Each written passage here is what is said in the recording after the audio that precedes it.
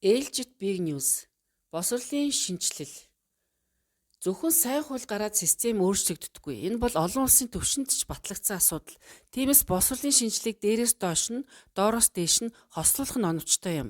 Яагаад сайн хууль хэрэгждэггүй вэ? Нэгдүгээрт тухайн институтын чадвар сул байдаг.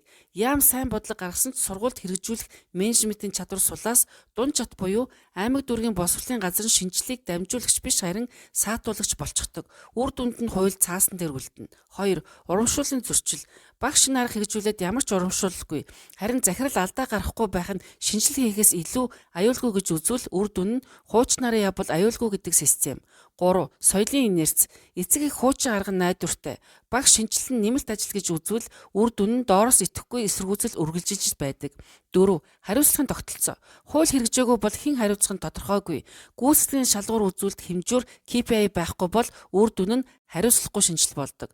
5. Хит өвлөрсөн систем. Сургуульд өөрийн шийдвэр гаргах эрх бага байвал үр дүн нь орон нутгийн шин санаачлагууд үгүй болдог. Сайд дээрээс биш доороос нь ойлгуулна гэж хэлж байгаа нь тушаалын загвараас хүлээн зөвшөөрлөх загвар руу шилжиж байна гэсэн үг. Өмнө нь хууль гаргана, тушаал өгнө, хянана гэдэг байсан бол одоо хүмүүсийг итгүүлэн оролцоог бий болгоно, хариуцлагын эрх өгөхөр болж байна. Энэ шилжилт зөв бөгөөд харин зөвхөн ойлгуулагч хангалтгүй байдаг. Бодит гарц шийдэл. Нэгдүгээрт туршилтаас түгээн нэвтрүүлэх загвар, шууд уус даяар хэрэгжүүлэх биш, 10-аас 20 сургууль сонгох гэх мэт шинжилгээг бүрэн хэрэгжүүлж амжилтыг батлан дараа нь бусад сургууль өөрсдөө дах орчныг бүрдүүлэх. Хоёрдугаарт багшийн урамшууллыг өөрчлөх. Шинэ арга хэрэглүүл цалин урамшуулал карьер ахиц өгдөг байх. Хэрэглэхгүй бол хоцрогдол үүсдэг байх. Өөрөөр хэлбэл шинжилэл нь ашигтай байх ёстой. 3-дугаарт сургуулийн бие даасан байдлыг нэмэх. Захирал багш сонгох хэрэгтэй. Хөтөлбөрийн уян хатан байдалтай сургууль өөрийн гүйцэтгэлийн шалгуур үзүүлэлттэй болж эзэн эрхийн хариуцлага ownership бий болно. 4-дүгээрт эцэг эхийг хэрэглэгч болгох, сонголттой болгох, ил тод зэрэглэл бий болгох. Ингэснээр сайн сургууль эрэлттэй болно. 5-дугаарт өгдөл суурилсан хариуцлага. Сурагчийн ахиц багшийн гүйцэтгэл сургуулийн үр дүнг хэмждэг болох буюу KPI. 6-дугаарт дунд чатны шинжилэл.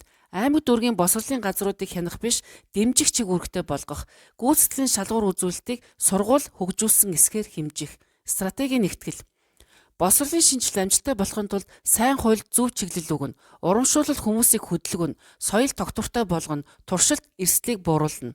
Шууд хэлбэл сайдын байр суурь зөв боловч амжилтанд хүрэхэд бүрэн биш байж магадгүй. Өөрөөр хэлбэл ойлгуулах хангалтгүй. Системийн тоглоомын дүрмийг өөрчлөх хэрэгтэй.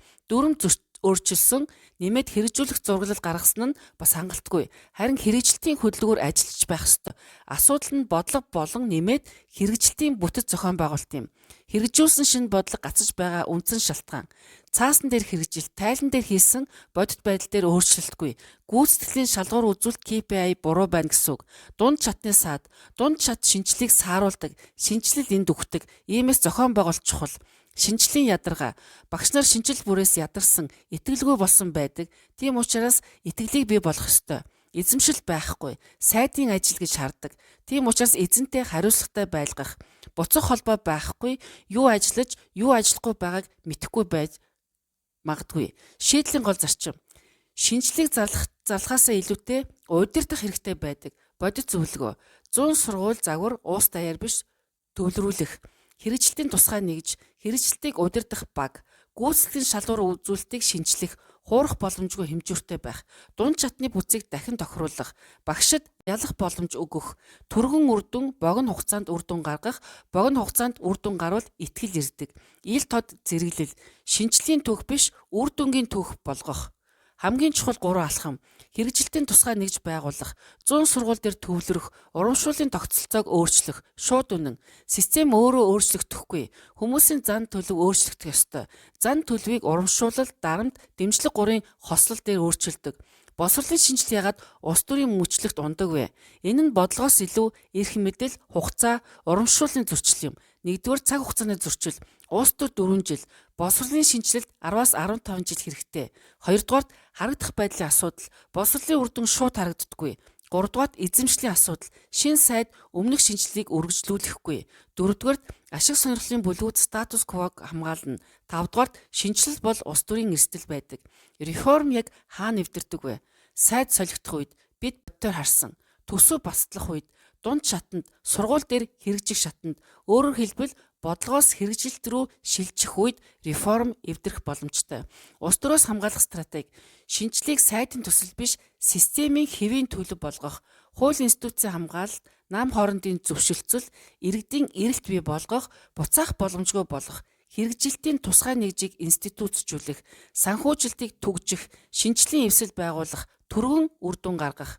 Стратегийн чухал нэгтгэл, институцжүүлэх, улс төрөө цаангид байлгах, эрэлт бий болгох, системд гүн суулгах, үр дүнг хурдан харуулах. Анхаарал тавьсанд баярлалаа. Эрэлт бий